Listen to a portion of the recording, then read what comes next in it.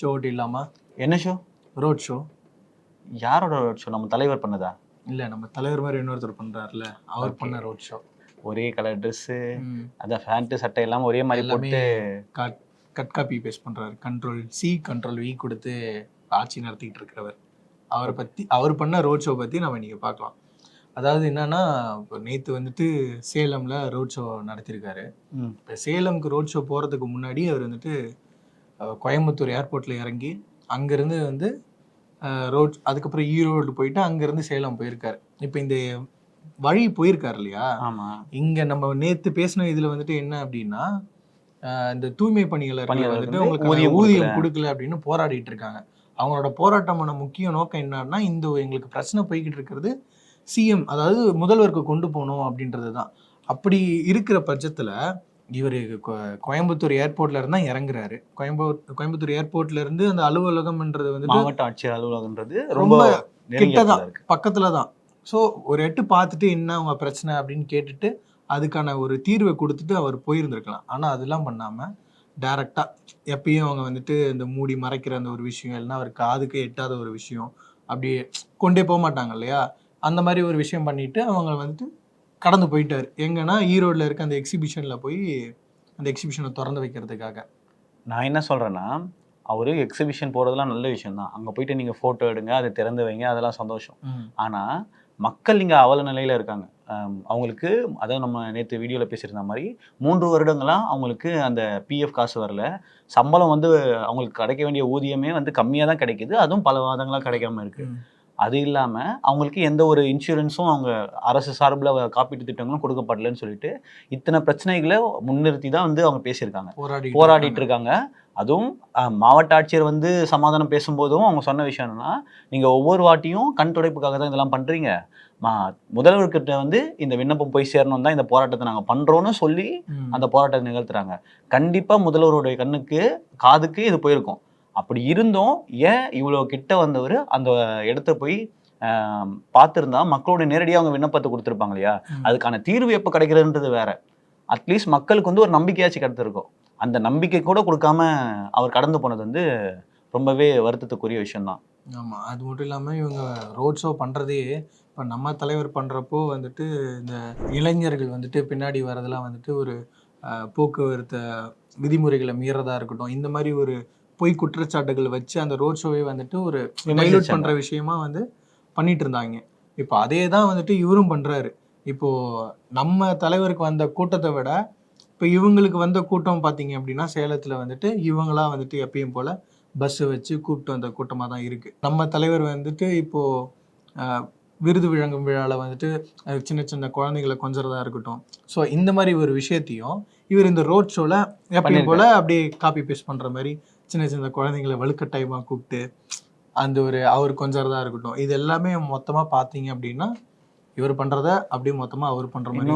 நான் சில விஷயங்கள் பார்த்தேன் அந்த காணொலியை பார்க்கும்போது எனக்கு தெரிஞ்ச விஷயம் என்னன்னா, நிறைய விண்ணப்பங்கள் கொடுக்குறாங்களே, விண்ணப்ப கடிதம் வந்து மக்கள் வந்து கோரிக்கைகளை கொடுக்குறாங்க. அந்த கோரிக்கைகளை வந்து மற்ற அரசியல்வாதிகள் எப்படின்றனா, முதல்வர்ன்றவர் இந்த ஸ்டேட்டோடைய முதன்மை அமைச்சர் இல்லையா, அப்படி இருக்கும்போது அவர்கிட்ட கொடுக்குறாங்கன்னா அது ஒரு பொறுப்புணர்ச்சியோடு அதை அவங்க இது பண்ணணும். அதை கூட வாங்கும் போதே கூட இருக்கவங்க அதை வாங்கி நிறைய கீழே போடுறாங்க. அப்போ அதுக்கான மரியாதைன்றது இல்லாமல் போகிறதுன்றது தான் ரொம்ப. அவர் அந்த விண்ணப்பம் வாங்குறதுன்றதை தாண்டி சும்மா கை கொடுக்க வராங்க. இப்போ ஒரு முதல்வர்னா உங்களுக்கு கை கொடுக்கணும், லைக் சும்மா ஒரு டச் ஆச்சு பண்ணணும் அப்படின்லாம் ஒன்று இருக்கும். அப்படி வரவங்கள வந்துட்டு கையை தட்டி விடுறது, இப்படி பண்றது, கூட வர செக்யூரிட்டிஸ் வந்து செக்யூரிட்டின்றதை தாண்டி முதல்வரே அப்படிதான் பண்றாரு. இவர் வந்துட்டு இப்போ நான் ஒரு காட்சி இருக்குல்ல, மெட்ரோல போறப்போ ஒருத்தர் கன்னத்துல அரைஞ்சோம், அந்த மாதிரி அவர் இன்னுமே பண்ணிக்கிட்டு இருக்காரு. ஒரு முதல்வர்ன்றது எல்லாருக்கான வருது. ஒரு முதல்வர்னா இந்த ஸ்டேட்டோட முதல் சிட்டிசன் அப்படின்ற மாதிரி தானே, அவர் எல்லாருக்குமான முதல்வர் தான். ஸோ அவர் வந்துட்டு இந்த மாதிரி ஒரு செயல்கள் பண்றதும் வந்துட்டு ரொம்ப வருத்தம் தரக்கூடிய விஷயமாவும் இருக்கு.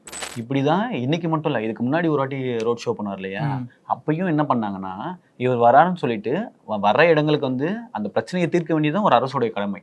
ஆனா அந்த இடத்துல அந்த பிரச்சனைகள் தீர்க்கப்படலன்னு எல்லாருக்கும் தெரியுது.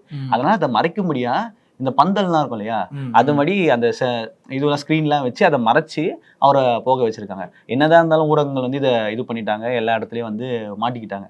நான் என்ன சொல்றேன்னா, இந்த மாதிரி இடங்களை அதை சரி பண்ண தான் பார்க்கணும், அதை மறைக்க பார்க்கணும். ஒரு தப்பு நடக்குது, ஒரு பிரச்சனை இருக்குன்னா அதை சரி பண்ண வேண்டியது தான் ஒரு அரசோடைய கடமை. அதை செய்யாமல் அதை மறைக்கிறது வந்து எந்த வகையிலும் நியாயம் இல்லைன்னு நான் நினைக்கிறேன். ஜென்ரலாக அவங்க முதலாளி பண்ணுற அந்த ஒன்றியத்துலேயுமே அவங்க ஏதாவது பண்ணாங்கன்னா தரையை போட்டு அந்த ஒரு ஒரு ஏரியாவையும் மறைக்கிற விதமாக பண்ணுவாங்க இல்லையா, அந்த மாதிரி அவங்கள்ட்ட இருந்து கற்றுக்கிட்டது தான் இதுவும் போல. ஏதாவது ஒன்றுனா மறைச்சிப்பாங்க. நீங்க சொன்னது மட்டும் இல்லாம தாவேகா நிர்வாகிகளும் நிறைய பதிவுகள் இட்டாங்க, சரிங்களா? அதெல்லாம் நீங்க பாத்தீங்களா? ஆமா பார்த்தேன். இது வந்துட்டு இந்த மாதிரி ஒரு மறைச்சு தான் ஒன்று பண்ணணுமா அப்படின்னு.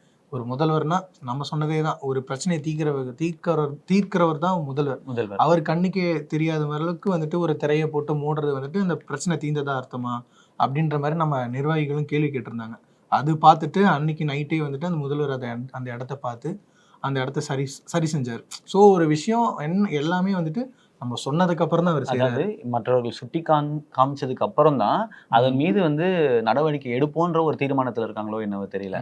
அந்த மாதிரியான தவறை வந்து இனிமேலும் அவங்க செய்யக்கூடாதுன்னு நம்ம வலியுறுத்திக்கலாம். இந்த பிரச்சனையை தான் நம்ம சொன்னோம் இல்லையா, சுட்டி காமிச்சாதான் ஒரு வீடியோ கொண்டு வர அளவுக்கு நடவடிக்கை எடுப்பாங்கன்னு சொல்லிட்டு. இதே போல நம்ம துணை பொதுச் செயலாளர் இருக்கார் இல்லையா, நிர்மல்குமார் அவர்கள், அவர் சுட்டி காமிச்சு இப்போ ஒரு நடவடிக்கை எடுத்திருக்காங்க. என்னன்னா, இந்த கிளாம்பாக்கத்துல வந்து போன வார இறுதியில வந்து நீங்களே மாட்டிக்கினீங்களே, ஞாபகம் இருக்குங்களா? பேருந்துகள் பற்றாம என்ன பண்றதுன்னு தெரியும், ஊருக்கும் போக முடியாம, ஊர்ல இருந்து வந்ததுக்கு அப்புறம் சென்னைக்குள்ள வர முடியாம இருந்த அந்த ஒரு பிரச்சனை வந்துட்டு ரொம்ப கஷ்டமா இருந்துச்சு. அந்த பிரச்சனைக்கு வந்து இப்போதான் ஒரு ஆக்ஷன் எடுத்திருக்காங்க. என்ன அப்படின்னா, இப்போ தொடர்ந்து ஒரு விடுமுறை காலம், அதாவது பக்ரீத் இருந்தது, அதுக்கப்புறம் தொடர்ந்து முகூர்த்த நாட்கள் இருக்கிறதுனால மக்கள் எல்லாருமே இங்கிருந்து அவங்கவுங்க தேவையான அந்த ஊருக்கு, அவங்க விருப்பப்பட்ட ஊருக்கு போறதுக்கான பஸ் வசதி அந்த நேரத்துல வந்துட்டு இல்லை. அதனால வந்துட்டு மக்கள் வந்துட்டு ரொம்ப போராடினாங்க. அங்கேயே வந்துட்டு ரொம்ப நேரம் வந்துட்டு காக்க வேண்டியதா இருந்தது. அடுத்த பஸ் எப்போ வரும், இந்த பஸ் எப்போ கிளம்பும், ஒரு பஸ்ல சீட்டிங் கெப்பாசிட்டி முடிஞ்சதுக்கு அப்புறமும் அந்த பஸ்ல வந்துட்டு இல்லை இந்த பஸ்ல போனாதான் உண்டு அப்படின்ற மாதிரி இந்த நெருக்கடியில வந்துட்டு மக்கள் எல்லாருமே நின்றுட்டே போயிடலாம் அப்படின்னும் பஸ்ல ஏறினது உண்டு. ஆனா அப்படி இருந்தும் கூட ஆல்மோஸ்ட் ஒரு 5000 பேர் வந்து அன்னைக்கு நாள்ல பேருந்துகள் இல்லாம அவதிப்பட்டதா சொல்லப்படுது. 1000 பேர்கிட்ட போராட்டம் பண்ணாங்க. ஆனா அன்னைக்கான நாள்ல ஒரு 5000 பேருக்கு அவங்களுடைய ஊருக்கு இருந்தவங்க அவங்களால போக முடியலன்றதுதான் ரொம்ப வருத்தத்துக்குரிய விஷயம். அது என்னன்னா, முன்னெச்சரிக்கையா வந்துட்டு ஒரு விஷயம் பண்ணா வந்துட்டு கரெக்டா நடந்திருக்கும். அதெல்லாம் வந்துட்டு கண்டுக்காம அப்படியே விட்டதுனாலதான் இவ்வளவு பெரிய பிரச்சனையாவும் நடந்திருக்கு. இப்ப எப்படின்னா, இப்ப பொங்கல், தீபாவளி இந்த மாதிரி ஒரு நிகழ்ச்சிகள் நடக்கிறப்போ தொடர்ந்து விடுமுறைகள் வர்றதுனால அந்த டைம்ல வந்துட்டு ஸ்பெஷல் பிசினஸ் விடுவாங்க. ஸோ அந்த மாதிரி இருக்கிறப்ப இப்போ பக்ரீத்தா இருக்கட்டும், தொடர்ந்து முகூர்த்த நாள்னால அந்த இடத்துல ஒரு மக்கள் கூடுற நேரம் வந்துட்டு அதிகமாகும். ஒரு அரசனுடைய கடமை, ஒரு பிரச்சனை வரப்போகுது இல்லை இது நடக்க போகுதுன்னா அதுக்கு முன்னெச்சரிக்கை நடவடிக்கைகள் வந்து எடுக்க வேண்டியதுதான்.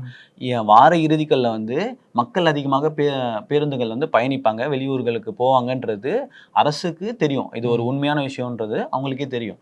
அப்படி தெரிந்தும் அதுக்கான நடவடிக்கை எடுக்காமல் இருக்கிறது அவங்களோட நிர்வாக செயலற்ற திறனை தான் வந்து இங்கே காமிக்குது.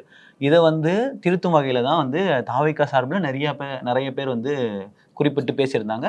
அதில் குறிப்பிடத்தக்கது நம்முடைய துணை பொதுச் செயலாளர் நிர்மல்குமார் அவர்கள் விட்ட அறிக்கை. அதுல இருந்து தான் அவங்க வந்துட்டு என்ன பண்ணியிருக்காங்க அப்படின்னா, அதாவது முக்கியமான வாரங்களில் விட்டு இப்போ நார்மலாக இந்த வாரத்தில் வந்துட்டு ரொம்ப பெரிய நிகழ்ச்சி நடக்கிற மாதிரி எதுவுமே இல்லை. இந்த நேரத்தில் வந்துட்டு வீக்கெண்டில் வந்து நாங்கள் ஒரு 1100 ஸ்பெஷல் பஸ்ஸஸ் வந்துட்டு தமிழ்நாடு முழுவதும் விடுறோம் அப்படின்னு சொல்லியிருக்காங்க. குறிப்பிட்டு 385 பஸ்கள் வந்து கிளாம்பாக்கத்துல இருந்து, அதாவது சென்னையில இருந்து போகும். அதில் 330 பஸ் வந்து கிளாம்பாக்கத்துலையும் 50 வந்து கோயம்பேடுல இருந்தும் போகுதுன்ற மாதிரி சிறப்பு பேருந்துகள் வந்து விட்டுருக்காங்க. நான் என்னன்னா, இப்படி வந்து நமக்கு ஒரு விஷயத்த சுட்டி காட்டி அதுக்கப்புறம் நடவடிக்கை எடுக்கிறதுன்றது சரியான விஷயம் இல்லை. இதுக்கு பிறகாச்சு அவங்க வந்து தானே முன் வந்து எல்லா விஷயங்களும் எல்லாத்துக்கும் முன்னெச்சரிக்கையா இருந்தா இந்த மாதிரி ஒரு பிரச்சனையை வந்துட்டு தடுக்கிறது, மக்கள் இந்த மாதிரி பிரச்சனைக்குள்ள ஆளாக மாட்டாங்க. அடுத்த முக்கியமான விஷயம் வந்து நம்மளோட கட்சி சார்பில் வந்து முக்கியமான வந்து ஒரு இன்ஃபர்மேஷனை கொடுத்துருக்காங்க. நிறைய நிர்வாகிகளை வந்து நியமனம் பண்ணியிருக்காங்க தொகுதி வாரியாக. முக்கியமா வந்துட்டு இளம் தலைமுறைகள்ல இருந்து நிறைய இளைஞர்கள் வந்துட்டு நம்ம கட்சியில வந்துட்டு இணைஞ்சிருக்காங்க. இந்த விஷயம் வந்து நிறைய தமிழ்நாட்டில் இருக்க அநேக மக்களுக்கு வந்து சந்தோஷமான விஷயம். நம்ம 2 பேருக்கு வந்து இது ரொம்ப சந்தோஷத்தை தரக்கூடிய விஷயம். ஏன்னா நம்மள மாதிரி இளைஞர்கள் வந்து அரசியல் ஆர்வம் கொண்ட இளைஞர்கள் வந்து அரசியல்ல ஒரு பொறுப்புக்கு வரணும்னுட்டு ரொம்ப நாளாக இயங்கிட்டு இருக்காங்க. இதுக்கு எந்த கட்சிகளும் வந்து வாய்ப்பளிக்கலை இன்னைக்கு வரைக்கும். ஆனால் நம்முடைய தாவேகா வாய்ப்பளித்தது மட்டும் இல்லை, அவங்களுக்கான பொறுப்புகளை நியமிச்சிருக்காங்க. இதை பார்க்கும்போதும் கேட்கும்போதும் ரொம்ப சந்தோஷமா இருக்கு. நம்ம கட்சியில வந்துட்டு இதை பார்க்குறப்போ ரொம்ப சந்தோஷமா இருக்கு. ஆனா பிற கட்சிகள்ல இவங்களுக்கு குறிப்பா ஒரு கட்சின்னு பார்த்தீங்க அப்படின்னா, அவங்களோட அரசியல் எப்படி இருக்குன்னு பார்த்தீங்கன்னா, வாரிசு அரசியலை வந்துட்டு முன்னிலைப்படுத்தி தான் பண்ற மாதிரி மேக்ஸிமம் இருக்கு. ஏன்னா தாத்தாக்கு அப்புறம் பையன், அந்த பையனுக்கு அப்புறம் இன்னொரு பையன். குறிப்பா ஒண்ணு சொல்லணும் அப்படின்னா, ஜல்லிக்கட்டு நடந்தது இல்லையா? இப்ப கடந்த ஜல்லிக்கட்டு ஜனவரி மாதம் நடந்தது. அதுல வந்துட்டு அது ஒன்றும் ஒரு விஷயம் அதுல வந்துட்டு ரொம்ப பெருசா பேசப்பட்டது என்ன அப்படின்னா, ஜல்லிக்கட்டு நடந்தப்போ துணை முதலமைச்சர் வந்துட்டு அதுல வந்துட்டு கலந்துருந்தாரு. அவரோட ஒரு மகனும் வந்திருந்தாரு. அப்போ வந்துட்டு ஒரு மாவட்ட ஆட்சியர் வந்துட்டு உட்காந்துட்டு இருந்த அந்த சேரை அவங்க அங்கிருந்து அவங்களை எழுப்பி அவர் துணை முதலமைச்சர் மகனை வந்துட்டு அந்த இடத்துல உட்கார வச்சது யாருன்னு பாத்தீங்க அப்படின்னா, ஒரு மினிஸ்டர். அவர் அதாவது மூர்த்தி, நீங்க எழுந்துறீங்க அவங்க உட்காரட்டும் அப்படின்னு உட்கார வச்சாரு. ஸோ இதுல இருந்தே பார்த்தோம் அப்படின்னா மினிஸ்டர் அதாவது மேலிடத்துல தான் அப்படி இருக்காங்க, அவங்களும் வந்துட்டு வாரிசியல் அரசியல வந்துட்டு முன்னிலைப்படுத்தி பண்ணிட்டு இருக்காங்க அப்படின்னா அதை ஆதரிக்கும் விதமா அவங்களும் வந்துட்டு ஆமா இவருக்கு அடுத்தது இவர் தான் அப்படின்னு அவங்களே ஒத்துக்கிறாங்க. எப்படியாப்பட்ட விஷயங்களை ஊக்குவிக்கிறது எந்த வகையில அரசியலுக்கும் நல்லது இல்லை, அவங்க கட்சிக்கும் அது நல்லது. அவங்கள பொறுத்த வரைக்கும் ஒரு அடித்தொண்டன் வந்துட்டு மேலே வரக்கூடாது. அவன் தொண்டனா, அவன் நமக்கு வந்துட்டு பேனர் அடிக்கிறானா, பேனர் மட்டும்தான் அடிக்கணும் கடைசி வரைக்கும். அவனுக்குன்னு ஒரு பொறுப்பை கொடுத்து அவனையும் மேலே வந்து கொண்டு வரணும் அப்படின்ற ஒரு எண்ணம் இந்த கட்சிக்கும் இல்லை. நம்ம கட்சிகள் இப்போ பார்த்தீங்க அப்படின்னா நம்ம தலைவர் வந்துட்டு இளைஞர்களுக்கு பொறுப்பு கொடுத்து அவங்களை வந்து நம்ம கட்சியில இணைச்சிருக்கிறார். சரி, இவ்வளவு நேரம் நம்ம இதை பத்திலாம் பேசணும் இல்லையா? இந்த இளைஞர்களுக்கு வந்து வாய்ப்பு கொடுத்த நம்ம தாவேக தலைவர் விஜய் அவர்களுக்கு வந்து முதல்ல ஒரு நன்றியை சொல்லிப்போம். அதுக்கப்புறம் இந்த பொறுப்புகளை பெற்ற இளைஞர்களுக்கு வந்து எங்களோட மனமார்ந்த வாழ்த்துக்கள். இன்னும் மக்களுக்காக நீங்க வந்து இன்னும் சேவை செய்யணுன்றதை நாங்க விரும்பி கேட்டுக்கொள்கிறோம். இதோட இந்த வீடியோ நம்ம முடிச்சுக்கலாம். இந்த வீடியோ பிடிச்சிருந்தா லைக் பண்ணுங்க, கமெண்ட் பண்ணுங்க.